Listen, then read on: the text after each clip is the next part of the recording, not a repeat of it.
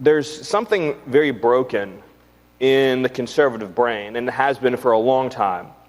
And call it a mental illness, call it a spiritual failing, call it a moral deficiency, call it weakness, softness, or just being pathetic.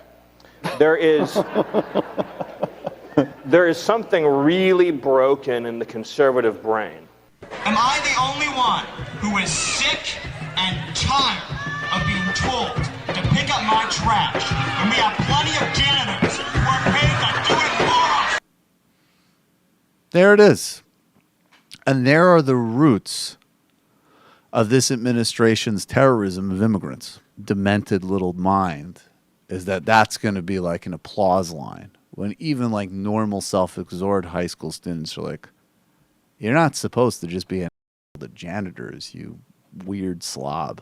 The late, great Michael Brooks of the Majority Report shed light on this eye-opening speech from former Trump advisor Stephen Miller during his high school days, proving that he's been an entitled scumbag long before he rose to national infamy in the Trump administration, not only for being one of Trump's biggest sicko fans, but for being one of the most dangerous conservative operatives in the country. All these so-called political geniuses in Washington, whether it be at the big lobbying firms or the only many person of the who's called himself a genius Congress, in the last week is the president. But which happens to be a true statement. Okay. A self-made billionaire who revolutionized reality TV and who has changed the course of our politics. He's watching and he's happy that you said that. But Jake, no. The president's tweets absolutely reaffirmed the plain-spoken truth. A self-made billionaire revolutionized reality TV and tapped into something magical that's happening in the hearts of this country.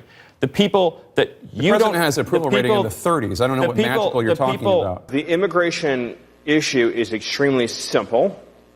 The policies involved in fixing it are very complicated. The simple part is seal the border, deport all the illegals. Now, that's the short answer, right?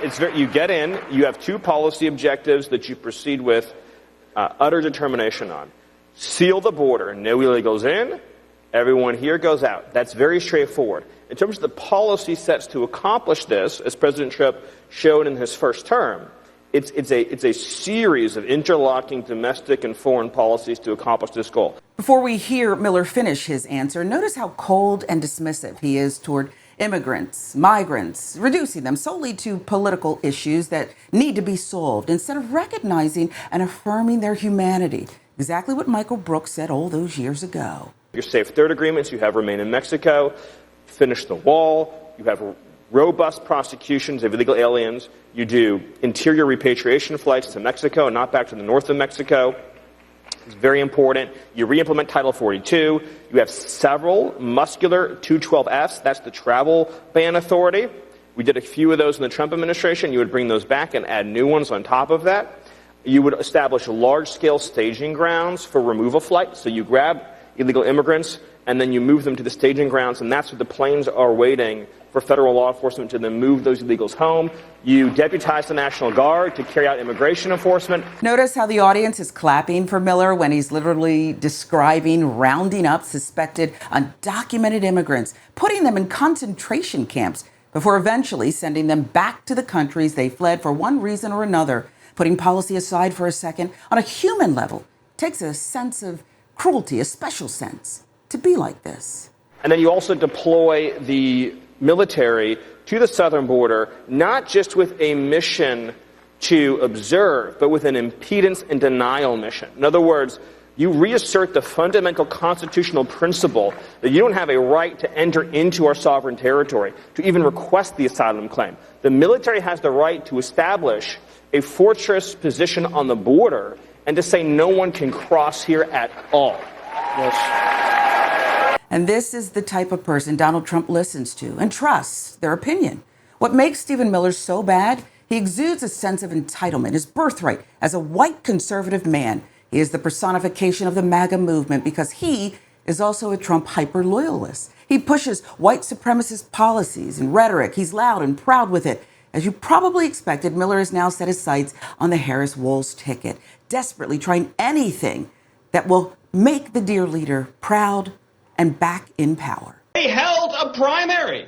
People, they had ballots. They filled out circles. They went to the voting booths.